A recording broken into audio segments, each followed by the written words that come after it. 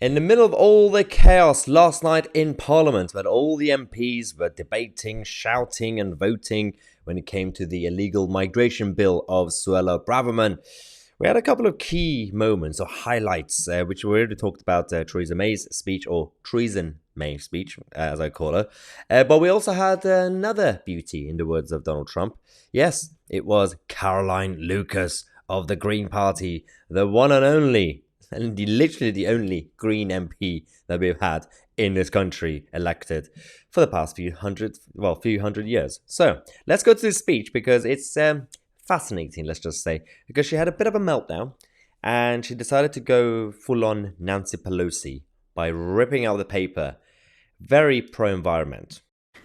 Madam Deputy Speaker, the Home Secretary on the face of this bill invites Parliament to rip up international law. The only act of a Parliament that has some kind of moral integrity is to rip up her illegal and immoral bill, which has no place on our statute book.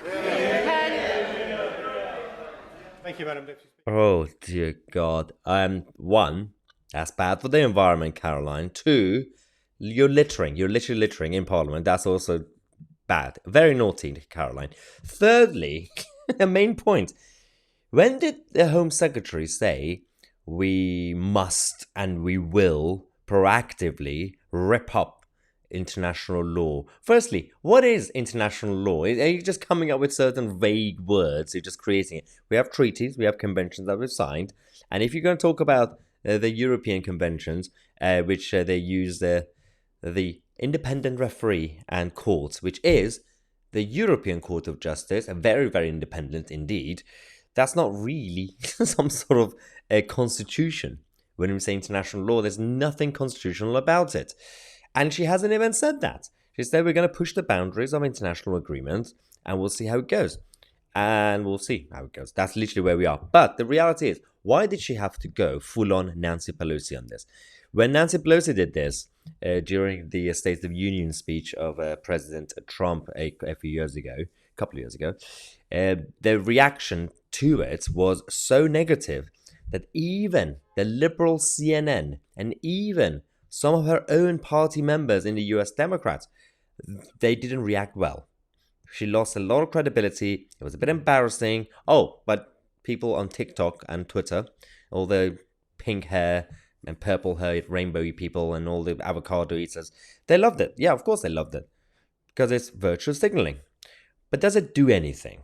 There's a reason we only have one Green MP in this Parliament. Because everything they say and do is a bit just weird. It's just not British. We don't do that sort of stuff here. It's a very Canadian liberal style politics that they do. But this is where we are. If Caroline Lucas really cares about this country, if Caroline Lucas really cares about her own constituents, maybe she should do something about the state of affairs in Brighton. She's the MP for Brighton. This is what we have on a regular basis in Brighton. The rubbish is everywhere. We have regular strikes from various public services on the front that we have. This is absolute chaos. The local council is chaotic. Nobody has any say. And people, what they do is they create an environment in Brighton for all these young people. Just go in there, get drunk, dye their hair, get distracted, and not get involved in politics. The only time they use these young people for some sort of political cause is to get them to send out press releases and leaflets in Brighton saying, we have 5 years to save the planet. And if you come out and do a bit of a march on the street with placards and signs and posters of Greta Thunberg, then maybe we might be able to save it.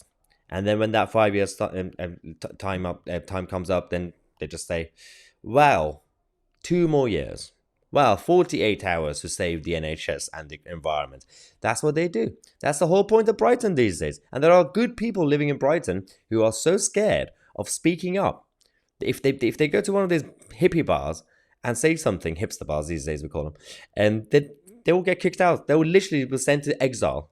They'll be deported from Brighton. Doesn't mean the whole of Brighton is woke, but that the woke side are dominating that city, and with the dear leader, Caroline Lucas, or Caroline Pelosi these days.